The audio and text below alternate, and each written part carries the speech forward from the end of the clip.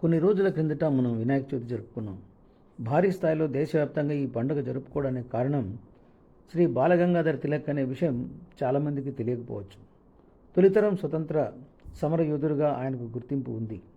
ఆయన 1875 నుండి 1920 వరకు వినాయక చవితి ఊరేగింపుగా తీసుకుని వెళ్తూ స్వాతంత్ర కాంక్షను ప్రజల్లో రేకెత్తించాడు.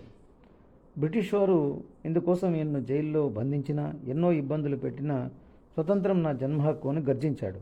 ఆ మహానుభావుని స్ఫూర్తితోనే నేడు ఎన్ని ఇబ్బందులు ఎదురవుతున్నా హిందువులు ఈ పండుగను జరుపుకుంటున్నారు. నాయకుడు కావాలంటే వినాయకుని పూజించాలి అనేది నిరూపించి స్వాతంత్ర కాంక్షకు ఊపిరి పోసిన ఆ మహానుభావుని మనం నిత్యము స్మరించుకోవాల్సిన అవసరం ఎంతో ఉంది.